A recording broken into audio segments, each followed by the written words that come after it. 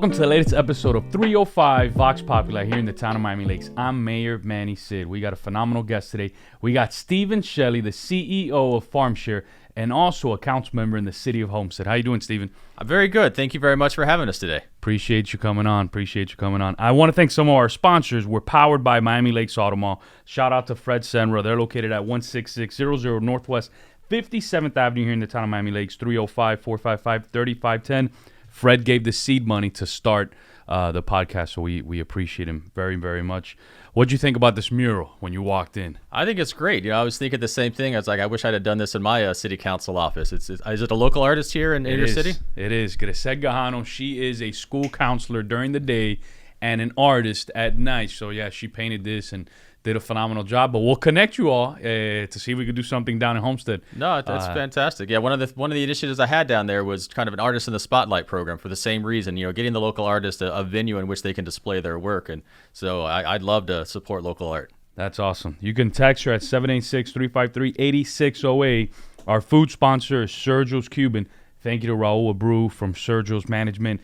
They do a phenomenal job. They're great partners of ours. They're located at 15135 Northwest 67th Avenue here in the town of Miami Lakes.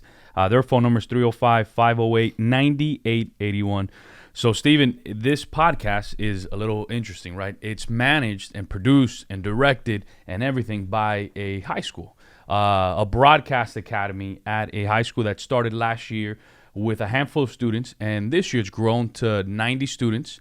And they're talking about hiring more teachers and doing all these things. I was at their basketball game last night, and not only do they do the podcast, but they broadcast all the sports games. So you turn it on, and it's like ESPN quality. No joke. Wow. You got an announcer. You got everybody doing all this stuff. So it is phenomenal, and it's something that hopefully in the future they keep scaling it and taking it to different cities and different parts. So they do a great job with the Broadcast Academy. So to you, one of the questions that we love to start off with is your why, right? When did you say, we all have dreams and aspirations as kids. When did you say, I want to get into public service? I want to run for public office, and I also want to be the CEO of FarmShare, where I help so many people on both sides, right? You're helping farmers get their produce out, and you're helping folks that really don't have access to that type of produce. So when did you make that decision of public service? So that's the question I get sometimes on, how did I set the pathway of my life, right? And it's kind of a unique story because, like most people, they have a plan, right? They wake up in the morning, they say, I want to do this, I want to accomplish that, and then they figure out what do they need to do to get to that point. I've never really been that way. I've been more of I feel that I get put where I need to be when I need to be there. And so I've always kind of allowed almost like a higher power to guide me through my life and through my decision-making processes. I never had the intentions to be an attorney and found myself in law school. I never had any intentions to necessarily run for public office, but the opportunity presented itself, and I ran for public office. I've served for 12 years now for the city of Homestead, and while I was serving for public office, I developed this I developed this passion for public service at that point, which then led me to the next progression, which was FarmShare. And so someone had reached out to me, the former CEO was looking to retire, reached out to me and said, hey, would you be interested in taking the reins over this organization and helping to grow it? And it was an opportunity I thought was fantastic. It tied right into my desire to increase my public service and what I was doing for my community, and ultimately took on that position with FarmShare and has grown that since then. So it's kind of an organic development of where I went from, being a, say, high school student or college kid to now where I am today. I've always felt I've been guided, and I'm where I need to be when I need to be there. You're absolutely right. God is good, and there's always, when one door closes, another one opens. So to FarmShare, I want to go back to the pandemic, right? Before the pandemic, maybe some folks throughout our community, some didn't, but maybe some folks took FarmShare for granted, right? They didn't know too much about it, but the pandemic put a spotlight on you, humongous spotlight, right? A good one. Yes. And I'll never forget some of the stories here in our community, two in particular. We had an issue, right? We told all of our seniors as a society, hey, stay home. There's no vaccine yet.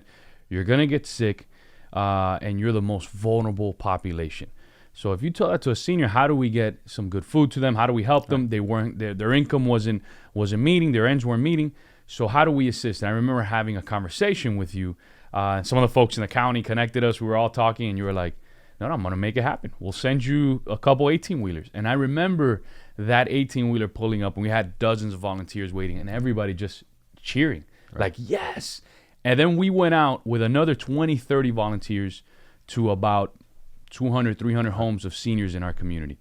But just that story in itself, and I'll share another one later on, is so powerful. But what you do, nobody talked about it before, maybe before the pandemic at this scale. Today, everybody's so thankful for FarmShare. So talk to us about the pandemic, the demand, and how that impacted you so much, because I know you were getting calls from everybody. Yeah, my staff was running ragged during the pandemic. You know, we had always been in high demand and we'd always served, but like you said, it's kind of been more of a quiet time period where we knew what we were doing well, those who we were helping knew what we were doing, but maybe the rest of the community didn't really know who we were and the impact we were making. And so that was one of the few silver linings of the pandemic, was for food banks like FarmShare.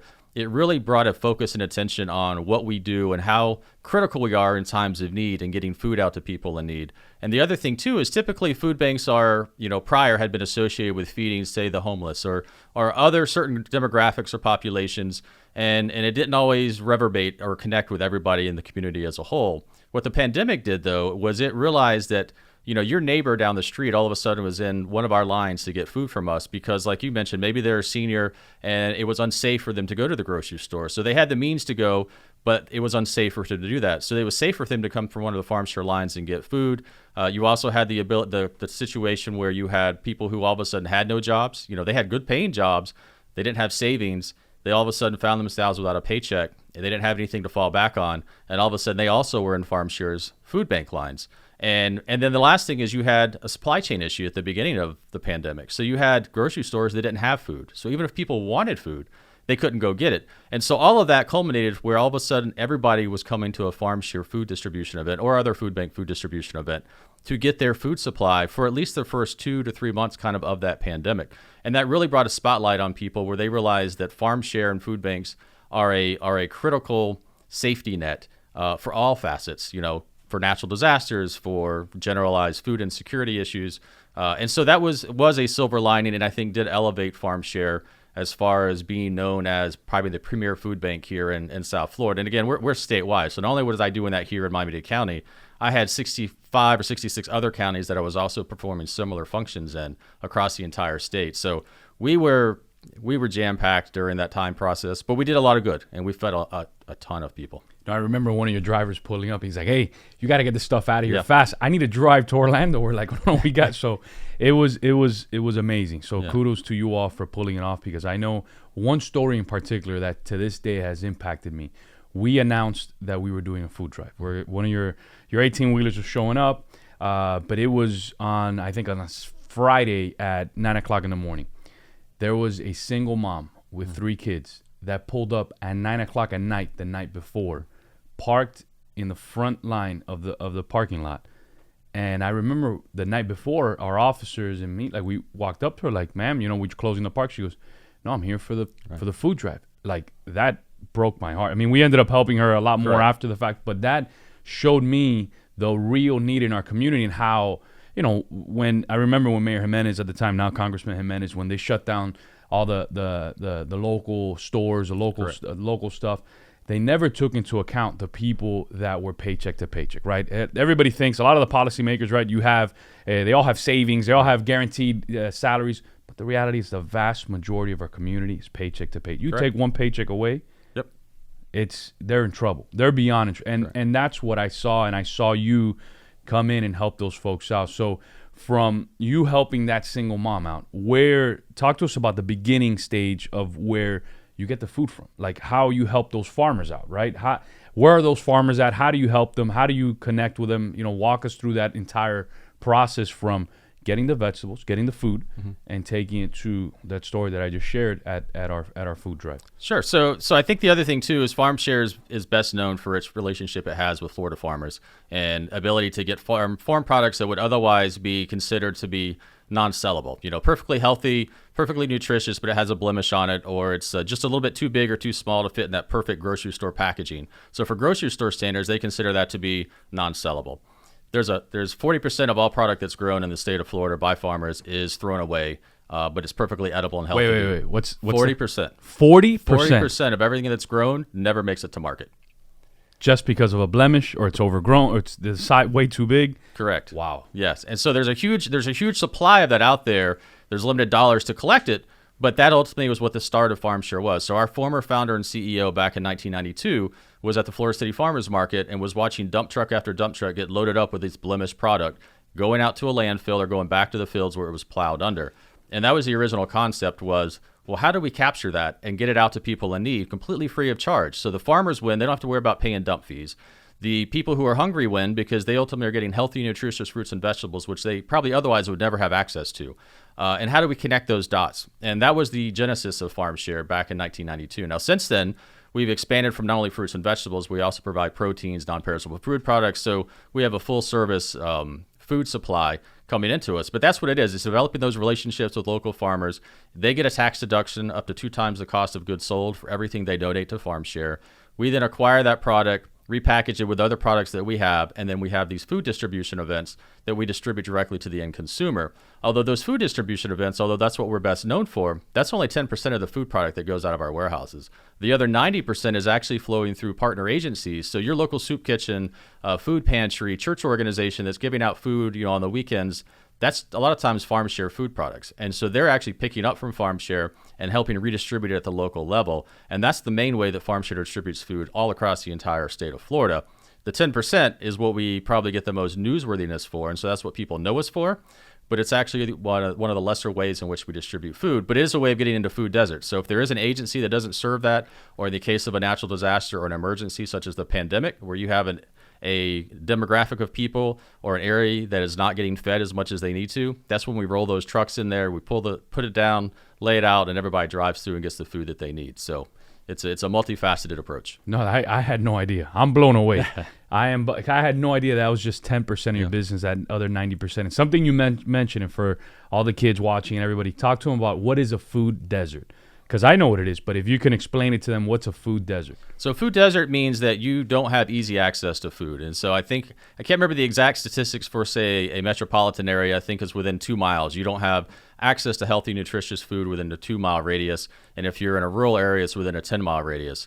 So typically that means that if you don't have modes of transportation to get from your house to the nearest grocery store or other food establishment, then you're considered to be in a food desert. And so you need to figure out a way to either get a food establishment to take up shop there in that food desert, or like we do it, we actually bring the trucks and create the food shop temporarily to feed and get the people that food so they don't have to worry about trying to get down someplace, or they just don't have access. It may be too far away and it's impossible for them to get to those food sources.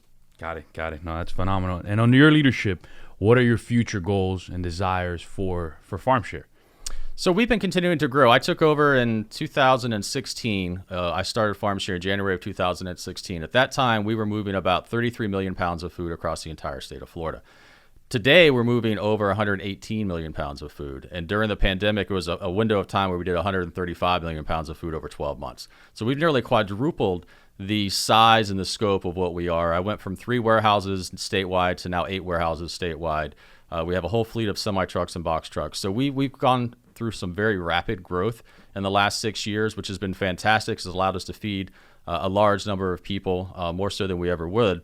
So I think now the focus is can kind of continue some of that growth, but also then to get more narrowly focused, to get in there and build some additional partnerships, maybe with the school system, and other demographics. We have a community policing and crime prevention program that I'm looking to expand. So that's where what we've done is we partnered with local law enforcement agencies, and we let them be the face of the food distribution in communities that are typically less favorable to law enforcement. And it's been a great way of bridging that gap and allowing the law enforcement agencies in those communities to have interaction that's not related to law enforcement activities, but it's actually community service activities. And that's been very helpful in helping to create better relationships and all using the power of food. So there's some creative programming that we're working on implementing and continuing to implement going forward, that's kind of outside the box thinking, but sticking to our core mission, which is generating as much food as we possibly can and then getting that food out to the people in need, especially during pandemic times and now inflationary times. No, kudos to you for that expansion, right? In the last 6 years, that's amazing, because not only are you assisting people that live in food deserts, folks that need some extra assistance, but you're creating a sustainable Florida farming system, right? Yes. You're helping all those farmers that otherwise probably would be out of work, if they didn't have that extra assistance.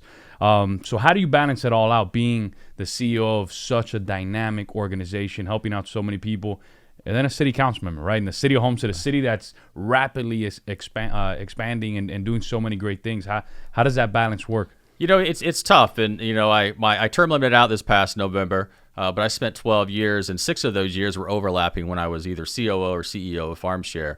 And it's tough to make that balance because FarmShare is very demanding on my time, but I've made commitments to my residents and constituents, when I ran for office. And so making sure that I honor both of those commitments to both organizations sometimes pulls me pretty thin and stretches me pretty thin, but I've usually been able to do a pretty good job of making sure that I've grown FarmShare, but also continued to implement policies and procedures and make good decisions for my constituents in the city of Homestead to allow the city of Homestead to also to continue to grow. Because over the last probably 5 or 6 years, the city of Homestead has really focused on our downtown revitalization efforts. We built a new city hall, we revitalized the Seminole Theater, a new police station. We have a brand new commercial complex with a movie theater and a parking garage. We have one of our regional parks that we're also in the process of hopefully opening here in the next month or two.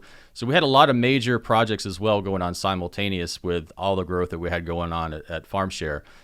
So it has been at times very difficult, but it's still very rewarding to see what we've been able to accomplish, both my organization, but also with my colleagues and fellow elected officials in the city of Homestead. Good. One of the things that we do here is we turn the mic over to the students and the teachers that are part of the academy, and they usually ask maybe 1 or 2 questions. What do you guys got? I have a question. It's just sparked my interest. I don't want to say it's something we don't think about, but we kind of go our everyday life, especially living in a town like Miami Lakes. Like a food desert is a foreign term. What are some of the areas in our state that would fall into that category, and who benefit the most from FarmShare?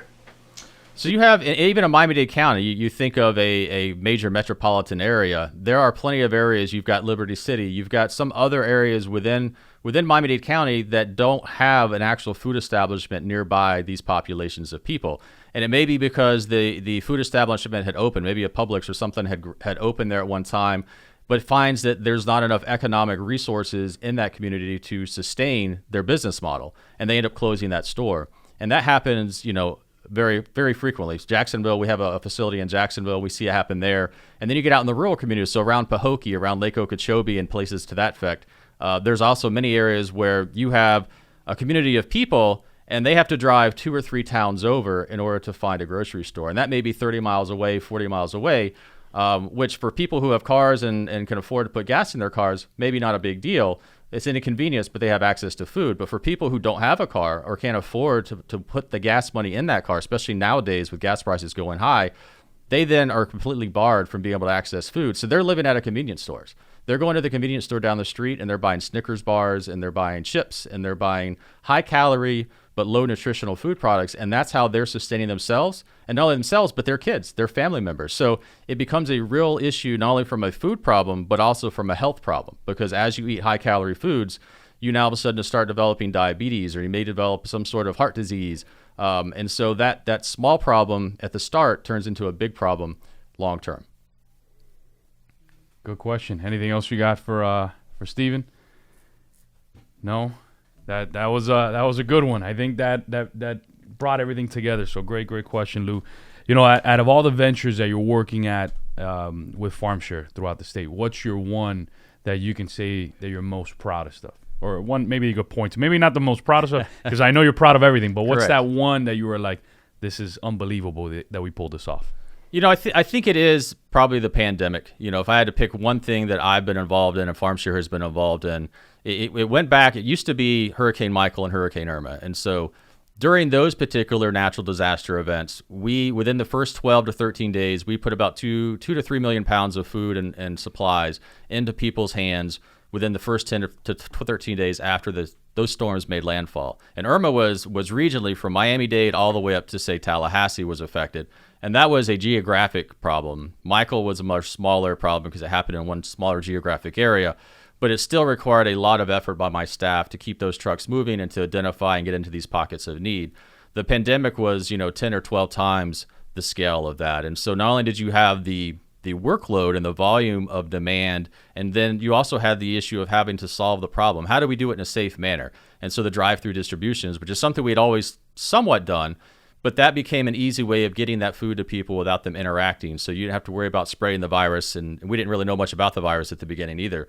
And so the adaptability of my staff and the adaptability of the organization to kind of problem solve and figure out a way to address such a large issue that was affecting so many people at one time. So that's probably what, if I had to choose one thing, it would probably be the pandemic. Our organization's ability to, within a week or two after the pandemic's concern, get food on the street, develop a process and a procedure to do it safely and overcome that over the length of time that we had to respond. So that was something I'm very proud of my staff for being able to accomplish and be willing to commit to, because there was a lot of their time as well. When others were not having to work, they're working probably longer hours than they've ever had to work to make sure that food continued to move. Listen, whoever you had in charge of all the logistics, they did a phenomenal job, because I saw, the impact just here in our community. We're a small community in Northwest Dade, and you all had an amazing impact. I'm guessing it's the pandemic as well, but this question is one of the ones I know that they wanted me to ask, the kids wanted me to ask, the biggest lesson that you can share with them, that you've learned in this journey in public service. Well, from a farm share perspective, I'll go back to some of the stories that you had kind of told, and that is that, not to kind of judge a book by its cover, I would say, because there's a misconception by a lot of people, some elected officials, some just general population, again, that farm share or food banks are serving a specific demographic, and it's a homeless person, or it's someone who maybe isn't trying to help themselves. And I think that's the most critical miscalculation or misperception that people can make, because when I got involved with farm share, that was one of the first things I saw when I went to these food distribution events, and I started going through the line, because you see the nice cars that sometimes will come through the line and you go, well, why is that person here getting food? So I started going up and asking these particular cars questions. What are you here? What's your circumstances? And what you start to find is that sometimes those vehicles that you see come through our line is all that's left of that person's former life. Yep. And so some of them are even living in that car. You don't realize it, but they're driving a nice car, but they can't hardly afford the payments. They can't afford rent. They lost their job. They had a medical issue. They got divorced. All these life events that can really affect somebody's well-being. And so you start to realize that there's stories behind each of these people that are coming through the line. Sometimes people are coming through the line, and you'll see them for 2 or 3 weeks as they get their feet back underneath them, and then they get back into the workforce, or they get through whatever hard time they were going through, and they're self-sustaining again. And so I think that's one of the biggest lessons that I've learned or observed, from a farm share perspective, and want to make sure that others can see it the same way, is not to judge the book by its cover, but to maybe ask questions and find out why people are there. And again, realizing that even in today's inflationary world, right, you have the local school teacher, you have the soccer coach, you have the nurses, that right now the cost of food is higher, rent's higher, gas is higher, household staples are higher. And so they also are struggling to figure out a way to make all their ends meet. And so they also may be the ones coming through our food bank lines. Hardworking Floridians, hardworking, Miami-Dade County residents who just need that little bit of extra help during this very tough time. And so I think that's a message I'd like to make sure, that I learned, that I saw firsthand, that maybe, didn't understand and want to help others understand as well. That's a solid point. So we kind of flipped the script, and we let you ask me any questions that you might have. That's one of the things that they added into the show, is that we turn it around. So anything you got for me? So part of it is this great program that you have here, and what kind of instituted that idea. I think it's great that you've got the kids involved, that not only are they learning from each one of your hosts or each one of your guests, there's a different perspective. They're learning on different subject matters, which is great for them from an education perspective, but they're also learning a great trade, learning how to put together these productions and learning all of that. So I guess maybe, tell me a little bit, what was the genesis or kind of what led you to think this would be a great partnership between you and ultimately, this community set of kids? So when we talked about Joseph and I, Joseph runs my office here. He does a phenomenal job. We were talking about starting a podcast. We were like, look, there has to be a better way to communicate with our residents. We found out there was a communication issue, right? We would send out emails. Mm-hmm. We had an email list of 5, 10, 15,000 people. Maybe 300 people would open up the emails, right? So we realized we're really not getting the word out. And then we started doing Facebook Lives, Instagram Lives, and we were getting out to thousands of people. Right. But Facebook, a year, 2 years later, and so did Instagram, caught on, and they started changing the algorithm. So we're like, look, there has to be a better way, not only to get a message out, but to showcase all the good that happens in our community as a whole. So that's why the idea of a podcast came up. But I told Joe, there has to be a community component, that we partner with somebody, that we have a positive impact in our community. And I remember the first conversation with Principal Roy Rosa at Matter Lakes. He was like, he's a very dynamic principal, very old school. He was like, no, it's done. We start tomorrow. And he had told Ariel, who's the main teacher running the academy over there, hey, go to City Hall, get 5 of our SGA students, and make it happen. We started off with a cell phone and just having these conversations, and now it's delved towards an entire production. Right. You have one of the top guys in terms of editing, teaching the kids. You have somebody who's traveled the world with Harlem Globetrotters, and one of the announcers from Miami Heat as part of the team. So you have a team of 3 people that has taken this from one cell phone to where now an entire academy of 90 kids that are teaching, they're learning. Right. So it started off with that one phone call, and it's rolled into what it is today. And that's where I'm committed long-term with them. I said, look, count me in no matter what. Like yesterday, they asked me to do the ceremonial tip. I was really tired, and I was like, I can't miss it. So I went, I did, and I ended up loving the game. I stayed the whole entire game. Right, nice. But it's rolled into this entire academy where now they're putting it into their resumes for their applications to colleges. They're getting scholarships. They're doing all these great things. So it's very fulfilling, not only for them to hear from you, right? It's a very inspiring message, but to learn that trait that you said, and it's so powerful. So that's a great question. Well, good. Yeah, and it's a great idea, because I know, again, as an elected official myself, communication with your constituents is sometimes the hardest thing to accomplish. You institute a policy, you pass, you approve a development, and everyone's going to whine it. You tell me about it, and you try, which, like you said, the channels are limited, or they're not paying attention to those channels. And this is a great idea, a great way to make sure that the community knows not only what's happening locally from a government standpoint, but also what great other people are in the community to highlight, whether it be an organization or individuals or people who are making an impact. So yeah, this was a great concept that you had put together, and it's a win-win all the way around. So congratulations on that. I think it's very effective. Thank you. I appreciate that. Anything else you got for me, or that's? No, I think that's all I have for now. That's a good one. Some closing remarks, some inspirational, motivational words that you might have for these kids that want to follow in your footsteps of public service, right? Because public service is not only running for office, but they just heard from somebody who's making a huge impact statewide. That you took, how many tons did you start off in 2016? 33 million pounds in 2016, and now we're up to 118 to 135 million pounds annually. So think about how many people FarmShare with Steven's leadership is helping throughout Florida. So that is so inspiring. So any words that you might have for that youth along those lines? I think the key is to find something that you're passionate about. Is it public service? And if so, what area of public service? Because, I happen to be involved in helping to feed people, but there's also people who have medical issues. There's also people who have housing issues. There's a whole litany of ideas and ways that you can help people. And I think the key is to figure out what motivates you and how do you want to help those particular people and get involved. And the only way you're going to do that is getting involved as you're young. There's a lot of other organizations that I got involved in as I got out of college or while I was in college, whether it be helping environmental issues or other things. And you start to, feel very rewarded in what you're able to accomplish. And I think that's the key, is just to get involved and do as much as you can so that when you get out, you develop that passion for public service, because it is something you develop. It's not something maybe you have until you start to see the smile on people's faces, or you start to see the fact that you were able to make an impact that's going to last longer than maybe you're alive. There'll be a lasting impact that you leave behind. And those things are what starts to get you excited about public service and what you can accomplish, not only for yourself, but for future generations. So there you have it. Stephen Shelley, the CEO and president of FarmShare. We'll see you next Wednesday on YouTube, Instagram, Twitter, and Facebook.